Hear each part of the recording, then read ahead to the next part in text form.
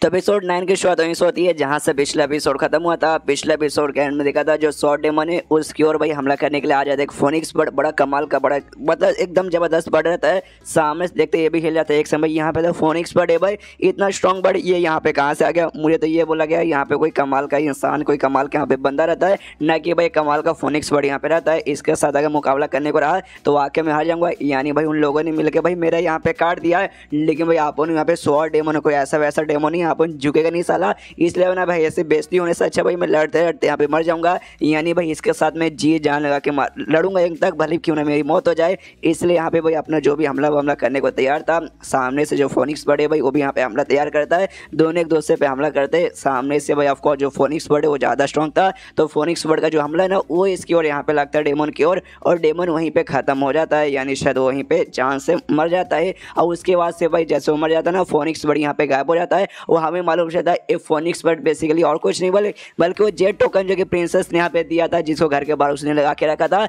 Basically वही phoenix bird यहाँ पे था, वापस से अपने टोकन वाले रूप में आ जाता है। और जो ये तीनों थे भाई, मियाँ बीबी और उनकी बेटी वायलू, वो भी यहाँ पे सब देख रहे थे। वो लोग भी देखते, उनकी भी आंखें फट के हाथ में जाती है। वाकई में जो स्वॉर्ड डेमन है उसकी मौत यहाँ पे हो चुकी है, और जैसे मैंने बोला भाई मारने वाला और कुछ नहीं बल्कि यहाँ पे जेट टोकन था, तो और फट के हाथ में आते कि हाँ भाई ये डेमन जिसने यहाँ पे हजारों लोगों की जान ली है उसकी मौत भाई हो गई सामने से एक जेट टोकन द्वारा। एक जेट टोकन ने बेसिकली भाई मार दिया। हमें वाकई अपने आंखों पे बिल्कुल भी विश्वास नहीं हो रहा, मन तो कर भाई अपने आंखें यहाँ पे फोड़ दे। और यहाँ पे भाई खुश होकर लीडर कहते हैं कि यहाँ पे दुनिया भर में बहुत स्ट्रांग बंदे रहते हैं और काफ़ी बुरे और बंदे लोग रहते हैं, तो हमें लगता है कि यहाँ पे इनका भाई स्ट्रांग इनसे को नहीं होगा, तो इनका भाई जो न्याय लोग करते हैं, अन्याय बेसिकली करते हैं भाई, वो अन्याय का सामना कौन करेगा। लेकिन आगे चल के कोई उनसे भी स्ट्रांग बंदा आता है जो कि उससे मार के यहाँ पे न्याय करता है। और आज भी भाई यहाँ साथ हमारे साथ ऐसी हुआ। तभी इसकी बीवी यहाँ की कहती है कि लेकिन एक सेकंड जानू भाई, एक चीज़ का मुझे यहाँ पे डर लग रहा है। उनका जो कमाल का पेंटिंग था भाई वो बेसिकली भाई यहाँ पे बर्बाद हो चुका है, स्वॉर्ड डेमन यहाँ पे बर्बाद कर दिया। तो अगर इनको मालूम चलेगा तो हो सकता है भाई वो हमारी यहाँ पे खड़ी कर दे।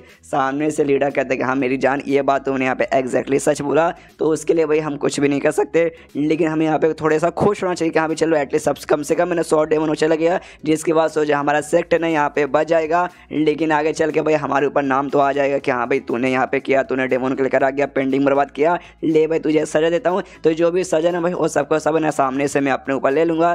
तभी बेटी कहती सुनिए ना भाई, मेरे पास एक कमाल का आइडिया है जिससे हो सकता है शायद हम में से किसी को भी यहाँ पे सजा ना मिले। तो सामने से ये लोग भी कहते हैं कि यहाँ पे क्या आइडिया है, तो बताते कि देखो भाई मिस्टर नियांग फेंग वही कमाल के बंदे अभी के लिए घर के अंदर नहीं है, तो एक काम करते भाई हम लोग यहाँ से भाग जाते, तो भाई किसको मालूम चलेगा, किसी को भी नहीं। तो ये दोनों भी सुन के हिल जाते हैं। वाकई में तो भागने के बारे में बात करिए, हाँ एक हिसाब से देखा जाए तो आइडिया यहाँ पे ठीक ही है, भाग जाते हैं भाई, वो यहाँ पे सबसे सही रहेगा। बीबी से कहता है कि देखो भाई अभी के लिए हम तीनों यहाँ से निकलते हैं, और अगली बार ना भाई इनसे मिलने आएंगे तब भाई ना लंबा चौड़ा इनके लिए काफी अच्छा से गिफ्ट लेके आएंगे एज अ थैंक यू। तब यहाँ पे वायलू कहते ओके ठीक है मम्मी पापा रुक जाइए, और जो तलवार उसका ना स्वॉर्ड डेमन का स्वॉर्ड वो बेसिकली यहीं पे छूट गया, उससे जाके मैं लेकर आती हूँ। और जैसे लाने जा रही थी ना पीछे से बाप रोक देखता हूँ, कहता है मेरी बच्ची रुक जाओ भाई, तुम उसे यहाँ पे नहीं ले सकती। तो ये भी कहते नहीं ले सकती, क्यों नहीं ले सकती? तो सामने से बताता है यहाँ पे देखो भाई क्यों भाई, जो स्वॉर्ड है ना यहाँ पे बहुत ज़्यादा पावरफुल है, एक बहुत ज़्यादा पावरफुल बंदा यहाँ पे था, इसलिए उसको लेने के लिए कोई एक बहुत ज़्यादा पावरफुल बंदा यहाँ पे चाहिए। मालूम है कोई बंदा इससे उठाएगा ना तो उसका जो पावर है ना यहाँ पे हद से ज़्यादा यहाँ पे बढ़ जाएगा। तुमने उठाया तो बढ़ भी जाएगा, तुम्हारा भी बढ़ेगा। लेकिन सामने से बंदे का जो विल पावर, बंदे का जो आत्मा का पावर है ना भाई, ये सबका सब है ना यहाँ पे धीरे धीरे करके भाई ऐसा सोखने लगता है। यानी भाई अगर तुम्हें वाकई में उठाने के लायक बना ना, तुम्हें बहुत ज़्यादा पावरफुल बना पड़े तभी जाके तुम इसे उठा पाओगे। लेकिन तुम उतनी नहीं हो कि हाँ तुम इसे उठा सको, इसलिए यहाँ से चलो। और जो कमाल के बंदे वो आएंगे उसे लेके चल जाएंगे। जो सुनते लोग भी कहते हो ठीक है, अब छूटते हुए निकल जाते हैं। और थोड़े समय बाद नियांग फेंग भी यहाँ पे आता है, वो भी जैसे आता है आसपास का नज़ारा देखता है तो उसे भी यहाँ पे तलवार दिखता है। ये भी कंफ्यूज कि यहाँ पे मेरे घर के बाहर यहाँ पे तलवार कौन छोड़ गया, आवाज़ लगाता है कि यहाँ पे कोई है क्या, किसी का तलवार यहाँ पे छूट गया, कोई भी रिस्पॉन्स नहीं आता। तो ये तलवार निकालता है, देखता है कि यहाँ पे तलवार देखने पे तो काफ़ी यहाँ पे धांसू लग रहा है। सामने पेड़ का एक टुकड़ा काट के देखता है तो पेड़ भी यहाँ पे कट जाता है। देखते ही और खुश हुआ, ये तो बहुत ज़्यादा यहाँ पे शार्प है, इसे मैं रखूँगा तो भाई लकड़ी वकड़ी काटने के यहाँ पे काम आएगा। लेकिन बाई चांस मान लो कि यहाँ पे आगे चल के यहाँ पे कोई बंदा आ गया और बोला कि यहाँ पे तलवार मेरा गलती से यहाँ पे भूल गया, तो दे दूंगा भाई गरीब का स्वॉर्ड, लेके मैं क्या करूँगा अगर लेकिन कोई वापस लेने नहीं आया तब जाकर मैं इसे रखूँगा भाई, फ्री का माल छोड़ने में भी अच्छा नहीं लगता। तभी सामने से यहाँ पे कुत्ता भोग रहा था स्वॉर्ड देख के, तो ये भी कंफ्यूज कि भाई क्या वो कुत्ता भाई ये तलवार अपने आप तो है इसमें से भूत निकल के मुझे मारेगा फालतू में, तो यहाँ पे टेंशन लेता है। तभी देख सकते हैं तलवार में अजीब अजीब सा रिएक्शन आता है, और उसका जो टेम्परेचर है हल्का सा पे बढ़ जाता है और गर्म यहाँ पे फील होने लगता है। सामने से नियांग फेंग भी देख के चौंक जाती है कि भाई यार ये थर्मामीटर है या फिर क्या है भाई, इसका टेम्परेचर ऐसा लगता है भाई अचानक से बढ़ गया। लेकिन तभी जो स्वॉर्ड है, स्वॉर्ड में से अजीब से डार्क एनर्जी बाहर आने लगती है, और धीरे धीरे क्या एक हड्डी जैसा दिखने वाला है जीव बेसिकली उसके बाहर आता है। सामने से ही बोल सकते हैं स्वॉर्ड का आत्मा है, सामने से कह सकते हैं हड्डी ये बाहर आता है। और धीरे धीरे यहाँ पे ना काफी डरावनी आवाज में नियांग फेंग से कहते क्या है, सुनो यंग मैन, तुम्हारे अंदर मैं देख सकता हूँ बहुत जोश, जुनून, जज्बा और गुस्सा भरा पड़ा है। आओ भाई मेरे साथ यहाँ पे समा जाओ, जिसके बाद से मैं तुम्हें इतना पावर प्रोवाइड करूंगा जिसके बाद से भाई तुम अपना गुस्सा भाई पूरी तरीके से निकाल के सबको यहाँ पे बर्बाद करके रख सकते हो। इसलिए आओ मेरे साथ यहाँ पे हाथ मिला लो। ये सारी बातें यहाँ पे सुनाई देती है लेकिन सामने से हड्डी बिल्कुल दिखाई नहीं देता। ये बेसिकली ऐसा बोल सकते हो जो हड्डी ऐसे मैंने बोला स्वॉर्ड का आत्मा है, ये बंदूक ऐसे मैनिपुलेट करके उसके बॉडी पे कब्जा करके उसका सामने से यहाँ पे यूज कर सकता है। तो ये बेसिकली नियांग फेंग के साथ करने की कोशिश करता है। नियांग फेंग को आवाज सुनाई तो देता है लेकिन दिखाया कुछ नहीं देता और कुछ इसके ऊपर असर भी नहीं पड़ता।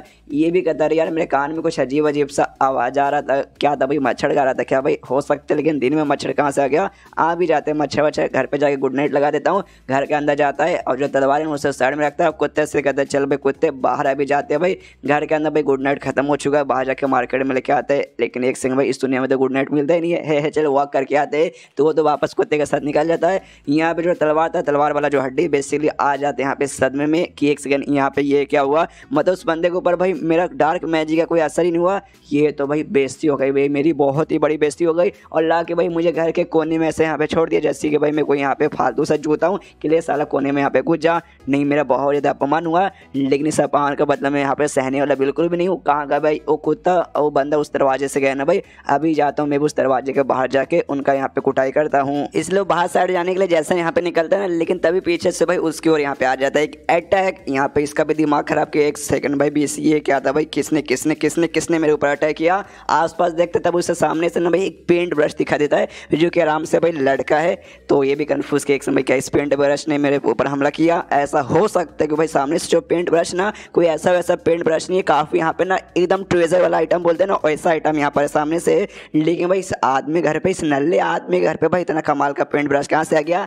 नसीब अच्छा होगा भाई कहीं गिरा पड़ा मिल गया होगा। कोई बात नहीं भाई मैं बाहर जाने की कोशिश करता हूँ लेकिन वापस जाऊँगा तो वापस से ना पेंट ब्रश हमला कर देगा। इसलिए इस बार हल्का सा मैंने घूम के जाऊँगा भाई, उसकी ओर से यहाँ पे नहीं जाऊँगा। इसलिए मैंने हल्का सा भाई घूमता है लेकिन तो भी भाई सामने से फिर से यहाँ पे अटैक आ जाता है। इसका दिमाग यहाँ पे और खराब के शीट भाई बीसी, नसीब भी यहाँ पे खराब है भाई, क्या करूँ क्या करूँ क्या करूँ भाई, कैसे जाऊँ कैसे जाऊँ। फिर दिमाग में आता है कि यहाँ पे जमीन के ऊपर से भाई रेंग कर जाता हूँ। भाई रेंग कर जाऊँगा तो सामने से अटैक नहीं कर पाएगा। इससे जमीन के ऊपर यहाँ पे रेंग से मतलब रेंग के जाने लगता है लेकिन जैसे रेंग के जाने लगता है वापस यहाँ पे अटैक फिर से आ रहा था लेकिन इस बार ऐसा कूद जाता है और कूद के ना उसके अटैक को बच जाता है और कहता है देखा भाई क्या दिमाग है मेरे पास। मुझे लगा था अगर मैं रेंग के जाऊँगा ना तो भी भाई आएगा मेरे ऊपर अटैक, इसलिए मैं डायरेक्ट कूद गया ताकि अटैक से बच जाऊँगा। भाई मैं भी कोई ऐसा वैसा बंदा नहीं हूँ, मैं भी ऐसे स्वॉर्ड है ना इसका यहाँ पे स्पीड हूँ, कमाल का डेमन स्वॉर्ड का स्पिरिट हूँ। लेकिन तभी भाई वापस से अटैक आता फिर से आकर छप सही से लगता है कि इसका दिमाग खराब करनी भाई मैं रेंग लूँ, बैठ जाऊँ, खड़े हो जाऊँ, आके बार बार लगेगा यानी साला मैं इस कमरे के अंदर बंद हो गया हूँ, इसके अलावा इसके बाहर में जा ही नहीं पाऊंगा। और भी ये घर आखिर है क्या भाई, इस घर में ऐसे ऐसे चीज़ें भाई, इतनी कमाल कमाल की चीज़ें कैसे पड़ी हुई है। और घर में जो भी चीज़ था ना